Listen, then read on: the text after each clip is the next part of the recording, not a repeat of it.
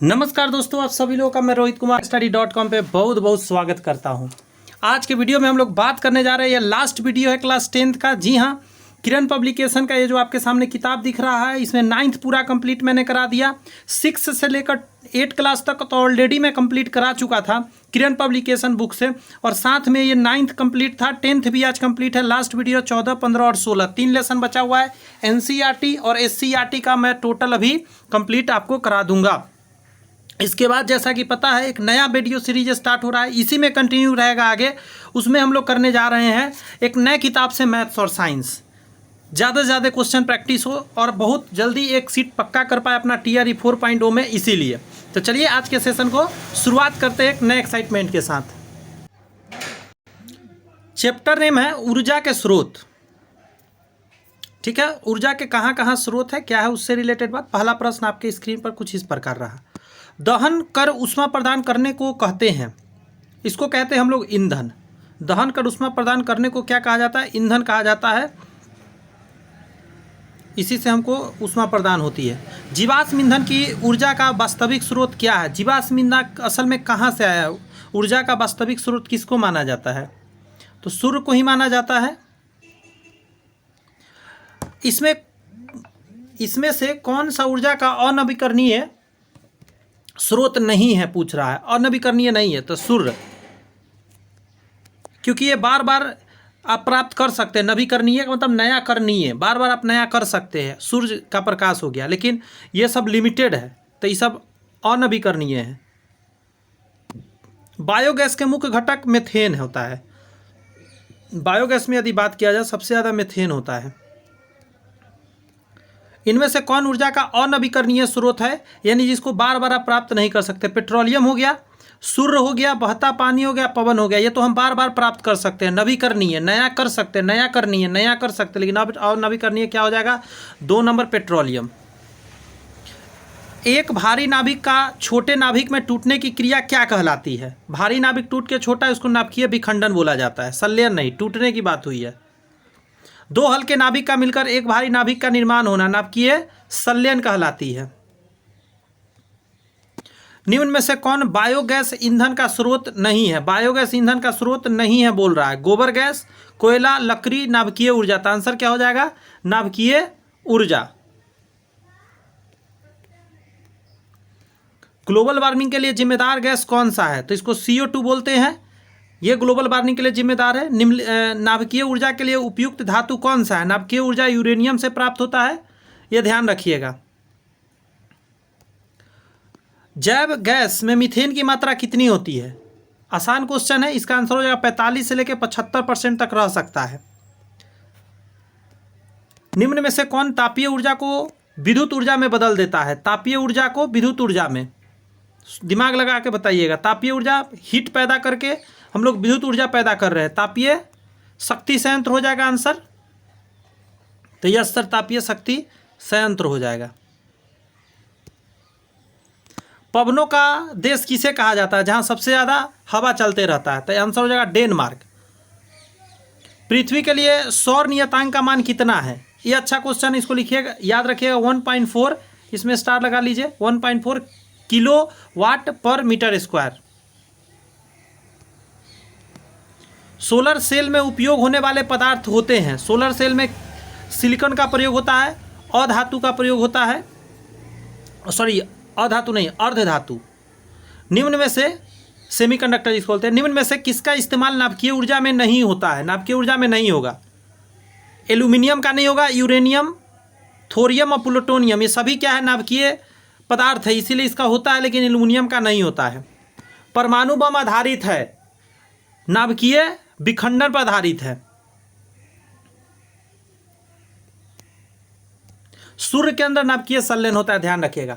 Hydrogen bomb आधारित है, फिर से आ जाइए, नाभिकीय संलयन पर। हाइड्रोजन बम नाभिकीय संलयन पर, बट परमाणु बम नाभिकीय विखंडन पर है। सूर्य के अंदर भी नाभिकीय संलयन होता है, हीलियम मिलके हाइड्रोजन बनाता है। कल्पक्कम नाभिकीय विद्युत संयंत्र किस राज्य में है? कल्पक्कम नाम से पकड़ने का कोशिश कीजिए, आंसर हो जाएगा तमिलनाडु में। कैगा नाभिकीय विद्युत संयंत्र कहाँ है? ये सब इंपॉर्टेंट क्वेश्चन है, पिछला में भी स्टार लगाना भूल गया, बहुत इंपॉर्टेंट है, याद रखिए। आंसर हो जाएगा कर्नाटक में। कैगा क से कैगा, क से कर्नाटक याद रखिएगा, कलपक्कम तमिलनाडु में याद रखिएगा। यदि पवनों द्वारा विद्युत उत्पादन की क्षमता का पूरा उपयोग करें तो अनुमानों के अनुसार कितनी विद्युत शक्ति का उत्पादन किया जा सकता है? तो आंसर आपके होंगे 45,000 मीट्रिक वाट। यदि पवन द्वारा उत्पादित क्षमता का पूरा उपयोग कर सकते हैं तो हम लोग कर सकते हैं 45,000 मीट्रिक वाट बिजली पैदा। निम्नलिखित में कौन जैव मात्रा ऊर्जा का स्रोत नहीं है? जैव मात्रा ऊर्जा का स्रोत लकड़ी, गोबर गैस, कोयला है, नाभिकीय ऊर्जा नहीं होगा। नेक्स्ट है कि कितने ऊर्जा स्रोत हम उपयोग में लाते हैं, उनमें अधिकांश सौर ऊर्जा के निरूपण करते हैं। निम्नलिखित में से कौन सा ऊर्जा स्रोत अंततः ऊर्जा से व्युत्पन्न नहीं है? सो पूछ रहा, भूतापीय ऊर्जा, पवन ऊर्जा, जैव मात्रा, नाभिकीय ऊर्जा। तो 23 का आप जवाब देंगे नाभिकीय ऊर्जा हो जाएगा।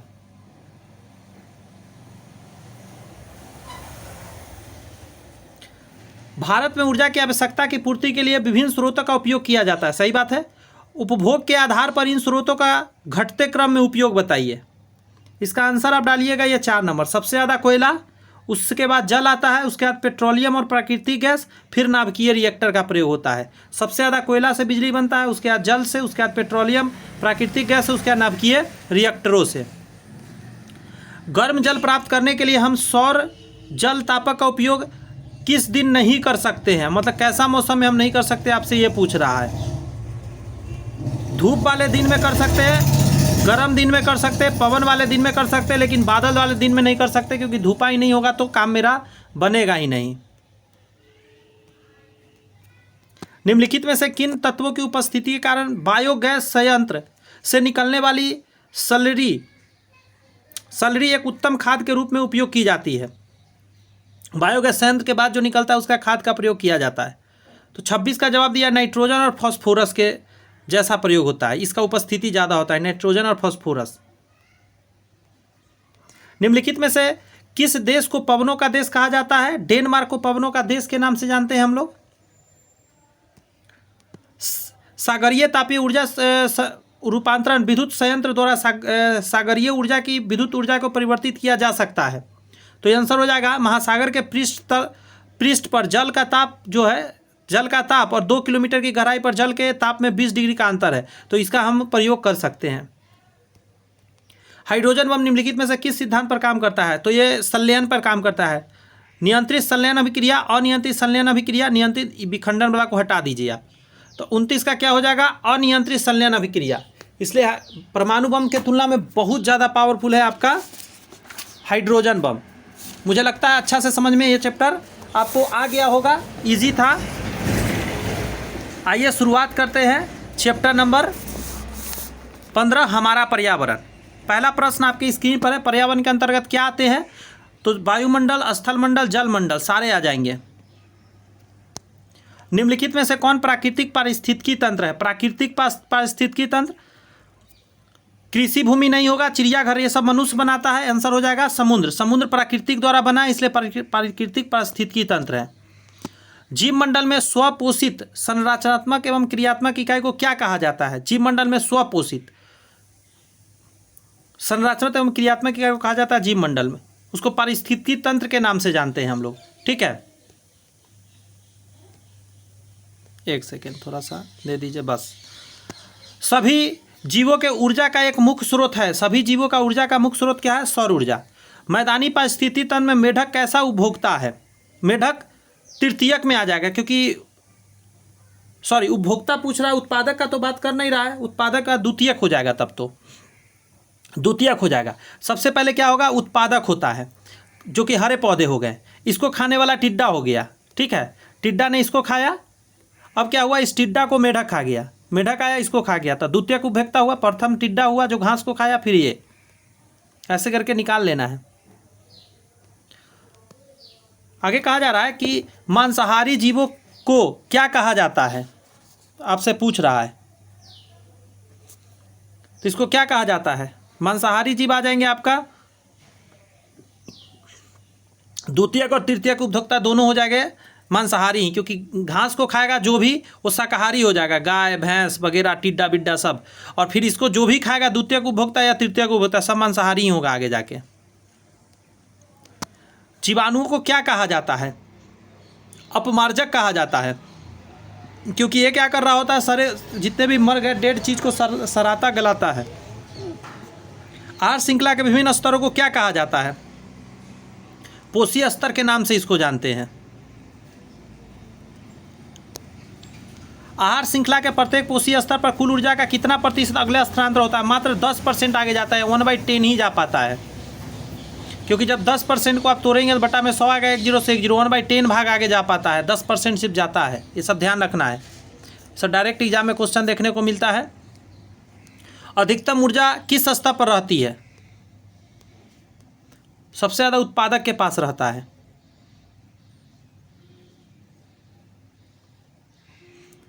CFC का उपयोग कहाँ होता है? क्लोरोफ्लोरोकार्बन का। फ्रिज में, AC में, सारा चीज़ में होता है। और ये सभी क्या करते हैं? जाके ओजोन को कमज़ोर करते हैं। ओजोन परत के अपक्षय से कौन सी बीमारी होती है? Cancer, TB, malaria. तो आंसर क्या हो जाएगा? कैंसर बीमारी होती है, स्किन, त्वचा कैंसर। सूक्ष्म उपभोक्ता के उदाहरण है शैवाल, जीवाणु, कवक। ये सारे हो जाएंगे। एक में रुक जाइएगा, सारे नहीं कहिए, 2 और 3 को कह दीजिए। शैवाल को इसमें से हटा दीजिए, जीवाणु और कवक हो जाएंगे। ओजोन परत के अपक्षय के लिए जिम्मेदार जो है CFC है सबसे ज़्यादा।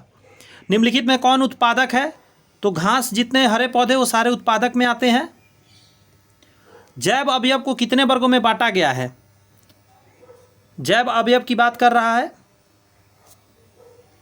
तो 3 प्रकार से बांटा गया जैव अवयव को।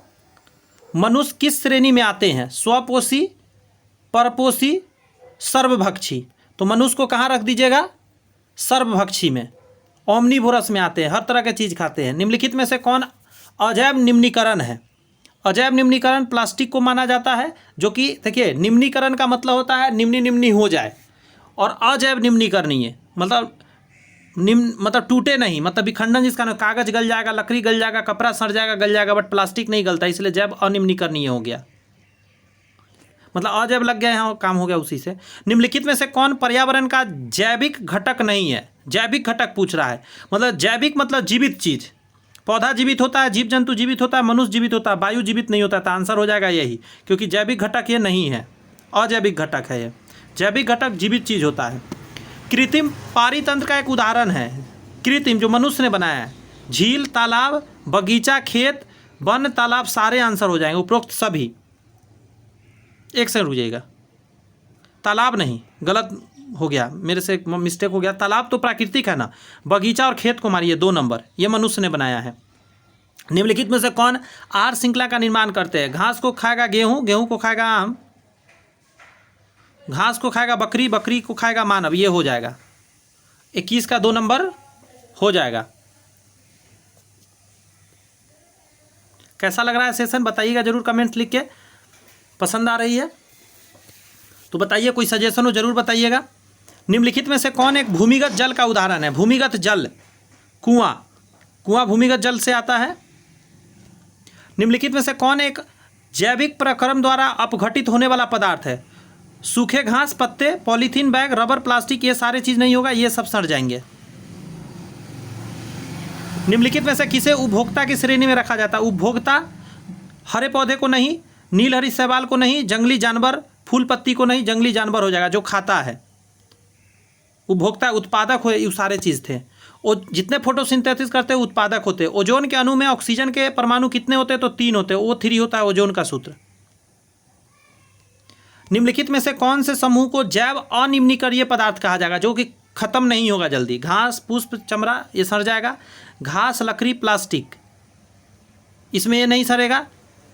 केक, लकड़ी, घास, ये सड़ जाएगा। फलों के छिलके, केक एवं नींबू, ये सब सड़ जाएंगे। यानी आंसर हमारा 2 हो जाएगा, क्योंकि इसमें प्लास्टिक है जो सड़ने वाला नहीं है।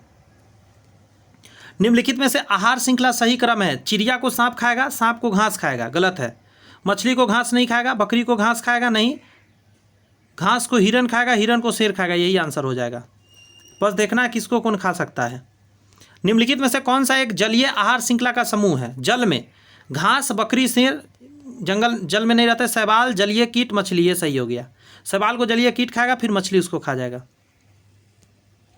किसी पारिस्थितिकी तंत्र में ऊर्जा को ग्रहण करने वाले समूह कौन से होते हैं? ऊर्जा को ग्रहण करने वाला उत्पादक होता है, क्योंकि वही ऊर्जा को असल में ट्रैप कर रहा होता है। मज़ा आ रहा है सेशन में तो लाइक करिए, चैनल को सब्सक्राइब करके बेल आइकन प्रेस करिए ताकि वीडियो जैसे जैसे अपलोड हो आप तक पहुंचता रहे। निम्नलिखित में से कौन उत्पादक है? निम्नलिखित में कौन उत्पादक? घास को उत्पादक बोलेंगे जितने हरे पौधे हैं। मैदानी पारिस्थितिकी तंत्र में तृतीय उपभोक्ता किसको माना जाता है? पहला तो हरा पौधा होता है, दूसरा ग्रास हॉपर, सॉरी तृतीय उपभोक्ता बोल रहा है तो ग्रास हॉपर को मेढक खाएगा, मेढक को सांप खाएगा, तो यहाँ सांप आंसर हो जाएगा क्योंकि ये तो उत्पादक में आ जाएगा, तो इसको छोड़ ही दीजिए। 1 नंबर, 2 नंबर मेढक, 3 में सर्प, तो 31 का क्या हो जाएगा? 4। समझिएगा मैटर को तो बना पाइएगा। वन पारिस्थितिकी तंत्र में हिरण को किस समूह में शामिल करेंगे? तो देखिए उत्पादक तो हरे पौधे होगा तो ये तो हो नहीं सकता। हिरण इसको खाता था प्राथमिक उपभोक्ता, क्योंकि हिरण शाकाहारी है तो प्राथमिक उपभोक्ता कहिएगा इसको। निम्नलिखित में कौन जैव अनिम्नीकरणीय पदार्थ है? तो डीडीटी। डीडीटी खराब नहीं होता है, वो डाल दीजिएगा पानी में वैसे ही पड़ा रहेगा। कूड़े कचरे को एक जगह एकत्र कर उसका वैज्ञानिक तरीके से निपटान की प्रक्रिया को क्या कहा जाता है? बेहतरीन कचरा प्रबंधन के नाम से उसको जानते हैं। बात समझ में आया कुछ? अच्छा था ये क्वेश्चन एग्जाम में आया हुआ है। मनुष्य और तिलचट्टा निम्नलिखित में से किस श्रेणी के जंतु है? मनुष्य और तिलचट्टा के बारे में पूछ रहा है तो ये कहिएगा आप सर्वाहारी है, मांस भी खा लेता है और साग सब्जी भी खा लेता है। निम्नलिखित में कौन एक कृत्रिम पारिस्थितिकी तंत्र का उदाहरण है? रेगिस्तान नहीं, ये हो जाएगा जल जीवशाला, कृत्रिम है। जंगल और झील ये सब तो प्राकृतिक है, जल जीवशाला एक्वेरियम हम लोग बनाते हैं। पारिस्थितिकी तंत्र में ऊर्जा का प्रवाह होता है एक दिशीय, सिर्फ एक डायरेक्शन में चलते रहता है, द्विदिशीय नहीं हो सकता है। निम्नलिखित में से किसे आप उपभोक्ता की श्रेणी में रखेंगे? उपभोक्ता में हरे पौधे नहीं, उत्पादक होते हैं। नीले हरे सवाल भी नहीं क्योंकि ये सब उत्पादक है। जंगली जानवर हो जाएंगे आंसर। फूल पत्ती ये सब तो हो ही नहीं सकता उपभोक्ता, क्योंकि ये खुद भोजन उत्पादित करता है। निम्नलिखित में से कौन ओजोन परत के अपक्षय के लिए मुख्य कारक कौन से है? ओजोन परत के अपक्षय के लिए मुख्य कारक किसको मानिएगा? तो CFC माना जाता है। निम्नलिखित में से कौन अपघटक कौन है? निम्नलिखित में से अपघटक किसको बोलते हैं? तो कवक को बोलते हैं। कवक हो गया, बैक्टीरिया भी हो गया। प्राथमिक उपभोक्ता किसे क्या कहा जाता है? शाकाहारी कहा जाता है प्राथमिक उपभोक्ता को, उसके बाद सब मांसाहारी होता है। नेक्स्ट क्वेश्चन है इसी तरह कि निम्नलिखित में से पर्यावरण के लिए सबसे प्रमुख खतरा कौन है? बढ़ते पौधे, बढ़ती हुई जनसंख्या, आंसर यही हो जाएगा। जनसंख्या बढ़ रहा है, इसी पर सारा खेला बिगड़ते जा रहा है। नेक्स्ट क्वेश्चन आपके सामने है कि पृथ्वी पर वह हिस्सा जहाँ जीवन यापन होता है निम्नलिखित में से किस रूप में जाना जाता है? जीवन यापन करने वाले जगह को क्या बोलते हैं? उसको जीव मंडल बोलते हैं। जीवन यापन हो रहा है तो जीव मंडल ही आएगा ना। पृथ्वी की ऊपरी परत को मनुष्य जीवन की मदद, एक मिनट, पृथ्वी की ऊपरी परत जो मनुष्य जीवन की मदद में सक्षम है, जो निम्नलिखित में से क्या कहलाता है? सबसे ऊपर वाले को क्या बोलते हैं जिस पे हम लोग है? तो क्या बोलते हैं? स्थल मंडल के नाम से जानते हैं हम लोग इसको। निम्नलिखित तत्वों में से कौन सा स्थल मंडल में सबसे बड़ा घटक है? सबसे बड़ा क्या है स्थल मंडल में? ऑक्सीजन है। सबसे ज़्यादा क्या है? ऑक्सीजन की मात्रा है हमारे स्थल मंडल में। घुमा के थोड़ा क्वेश्चन कर रहा है। भारतीय वनस्पति सर्वेक्षण BSI का मुख्यालय कहाँ स्थित है? तो इसको क्या बोलिएगा? कोलकाता में है, याद रखिएगा। भारतीय वनस्पति सर्वेक्षण कहाँ है? कोलकाता में। निम्नलिखित में से पर्यावरण के जैविक कारक कौन से हैं? उत्पादक उपभोक्ता सारे हैं। जैविक मतलब जीवित चीज, सारे हैं जीवित इसमें से, चाहे वो कीड़ा मकोड़ा ही क्यों ना हो। संक्रमिका, इकोटोन के संबंध में निम्नलिखित में कौन सा कथन सत्य है? ये पूछ रहा है संक्रमिका के बारे में।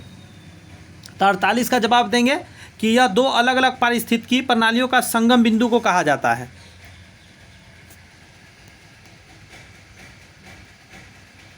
कैसा लग रहा है सेशन? कमेंट्स करके बताइएगा। निम्नलिखित में से अपघटनकर्ता कौन है? अपघटक करने वाला क्या? जीवाणु और कवक, ये दोनों है, यानी कि 4 आंसर डाल दीजिए। इसमें दोनों दे दिया है।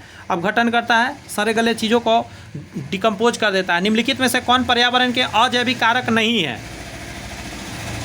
तो पौधा जीवित चीज़ है, ये सारी मरा हुआ चीज़ है। ऐसे करके आप पकड़ सकते हैं।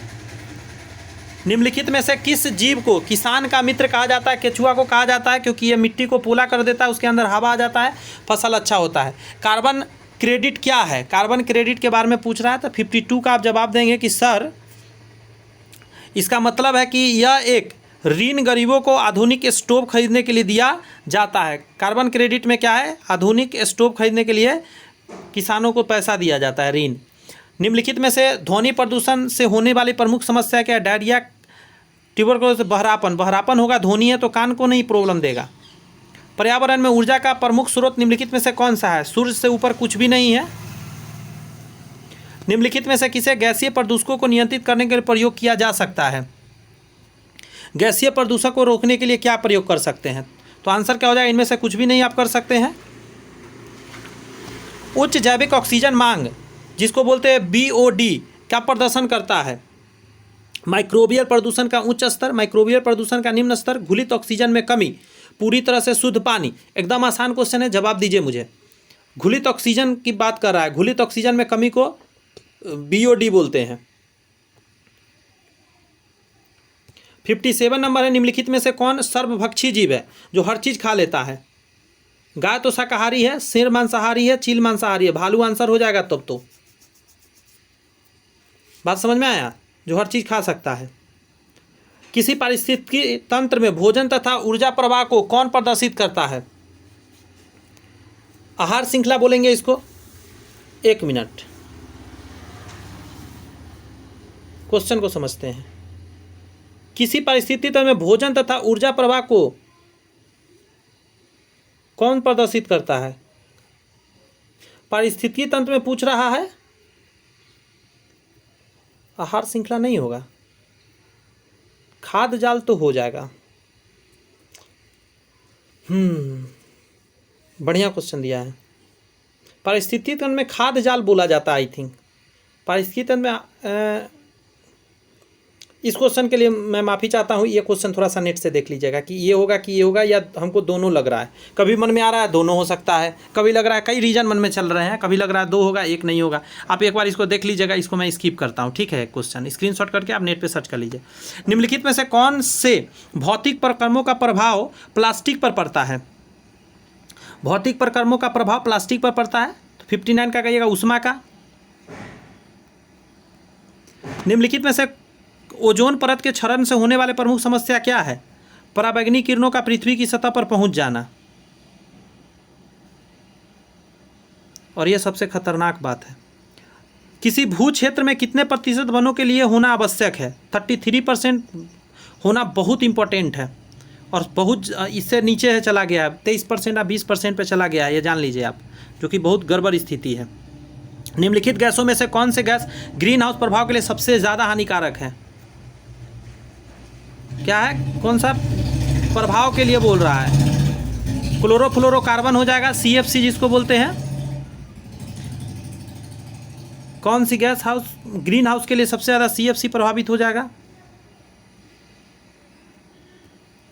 जैव विविधता हॉटस्पॉट को किस आधार पर विश्लेषित किया जाता है? जैव विविधता हॉटस्पॉट को किस आधार पर विश्लेषित किया जाता है? तो 63 का कहिएगा स्थानिक फूल पौधे और खतरों के आधार पर।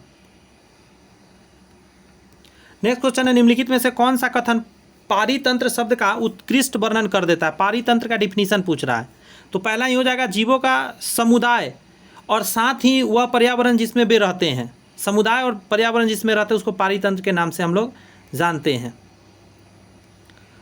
ताप, वर्षा, वायु, मृदा आदि कैसे कारक हैं? ये सारे चीज़ और जैविक हो गए, जीवित इसमें एक भी नहीं ना था, अजैविक हो गया। वन, तालाब और झील किसके प्रकार हैं? ये सब पारितंत्र ही है ना। वन, तालाब, झील, इन सभी में तो जीव रहते हैं, तो पारितंत्र का ये सब उदाहरण हो गया। जिनमें प्रकाश संश्लेषण की क्षमता होती है उन्हें उत्पादक कहा जाता है। सभी जीव प्रत्यक्ष या परोक्ष रूप से किस पर निर्भर करते हैं? तो उत्पादक पे, उत्पादक पर निर्भर करते हैं, और कोई ऑप्शन नहीं है। कहीं ना कहीं से घुमा के वही आप खा रहे हैं। अगर आप बकरी को खा रहे हैं दैट मीन्स बकरी क्या खा रहा है? तो उत्पादक को। स्वपोषी किस पोषी स्तर पर आते हैं? स्वपोषी प्रथम पोषी स्तर पर आते हैं, द्वितीय पर आ जाते हैं जो उसको खाता है शाकाहारी। निम्नलिखित में से कौन स्वपोषी है? जो खुद का भोजन बनाता हो। गेहूं का पौधा खुद का भोजन बनाता है। एक उपभोक्ता स्तर से दूसरे उपभोक्ता स्तर पर मात्रा कितनी प्रतिशत जाती है? 10% ही मात्र जा पाता है। कई बार बता दिया है क्वेश्चन। नेक्स्ट क्वेश्चन आपके सामने है कि निम्नलिखित में से कौन सा कथन जैव आवर्धन को परिभाषित करता है? जैव आवर्धन को परिभाषित करने वाला है खाद्य श्रृंखला में एक स्तर से दूसरे स्तर पर हानिकारक जैव रसायनों का संकेंद्रण ही जैव आवर्धन के नाम से जाना जाता है। आहार श्रृंखला के जाल को क्या कहा जाता है? तो 73 का आप जवाब देंगे खाद्य जाल बोलते हैं इसको। आहार श्रृंखला के जाल को क्या कहते हैं? खाद्य जाल बोलते हैं। निम्नलिखित में से किस क्षेत्र के पौधे की कुल आबादी को क्या कहा जाता है? किसी क्षेत्र के पूरा पौधा है। अब पौधा देखिए फ्लोरा एंड फौना होता है, हम समझाते हैं आपको क्या चीज़ का पौधा का बात कर रहा है, तो फ्लोरा, फूल खिलता है, फ्लोरा, फ से फूल, फ से फ्लोरा, तो फ्लोरा बोलेंगे, फौना बोलेंगे जीव को। बात समझ में आया? फ्लोरा और फौना कैसे पकड़ रहे हैं? फ्लोरा और फौना का ट्रिक दे दिया हूँ, याद रखिएगा। वायुमंडल के उच्चतर स्तर पर पराबैंगनी विकिरण के प्रभाव से ऑक्सीजन अणुओं के कौन सा गैस बनाती है? तो ओजोन हो जाएगा आंसर। ये भी चैप्टर यहाँ पे दोस्त कंप्लीट हुआ। 75 क्वेश्चन का ये चैप्टर था। आइए लास्ट चैप्टर करते हैं, 16 नंबर चैप्टर बचा हुआ है। इसके बाद हम लोग नए बुक का शुरुआत कर देंगे। प्राकृतिक संसाधनों का प्रबंधन। सबसे पहला आपके सामने ये रहा क्वेश्चन कि निम्नलिखित में से कौन बायोगैस का स्रोत नहीं है? लकड़ी, गोबर गैस, नाभिकीय। तो आंसर क्या डालिएगा? नाभिकीय ऊर्जा, जो पौधा से नहीं प्राप्त हुआ हो किसी रूप में। चिपको आंदोलन का मुख्य उद्देश्य किसका संरक्षण था? तो वृक्षों का संरक्षण था। सीएफसी का पूरा नाम क्या है? क्लोरोफ्लोरोकार्बन। क्लोरोफिल कार्बन नहीं, क्लोरोफ्लोरोकार्बन। आंसर हो जाएगा 3 का 3 नंबर। नाम पर ध्यान रखिए, एग्जाम में हड़बड़ नहीं की जाए। निम्न में से कौन एक जैविक प्रक्रम द्वारा अपघटित होने वाला पदार्थ है? तो सूखे घास पत्ते हो जाएगा। ये सब चीज़ तो नहीं घटित होगा। कह रहा है विश्व के संपूर्ण जल का कितने प्रतिशत जल समुद्र में पाया जाता है? समुद्र का पूछ रहा है आपका, तो आई थिंक अप्रॉक्सली कितना है जी? गड़बड़ हो गया। समुद्र में बात करें 97% तो समुद्र में ही है। संपूर्ण जल का कितना प्रतिशत समुद्र में पाया जाता है? तो 97% तकरीबन समुद्र के अंदर है जल। ग्लोबल वार्मिंग के लिए कौन सी गैस उत्तरदायी होती है? तो CO2 ग्लोबल वार्मिंग को बढ़ाती है, गर्मी को। बिश्नोई लोग किस वृक्ष के संरक्षण के लिए प्रसिद्ध है? बढ़िया, खेजड़ी का वृक्ष। बहुत इंपॉर्टेंट क्वेश्चन है ये। वायु में नाइट्रोजन का प्रतिशत कितना? 78% नाइट्रोजन है वायुमंडल में। कॉलीफॉर्म किसका समूह है? कॉलीफॉर्म आपसे पूछ रहा है, तो आंसर आपका हो जाएगा जीवाणुओं का। कॉलीफॉर्म क्या है? जीवाणु का ही समूह है। गंगा कार्य योजना किस वर्ष प्रारंभ हुआ था? गंगा कार्य योजना, तो आंसर क्या कहिएगा? 1985 में स्टार्ट हुआ था। स्वच्छ जल का पीएच मान कितना होता है? 0 करके कुछ नहीं होता, 7 होता है। पूरी 7 होता है। ऐसे एक पट्टी बनता है, बीच में 7 होता है, यहाँ 14 होता है, यहाँ 0 होता है।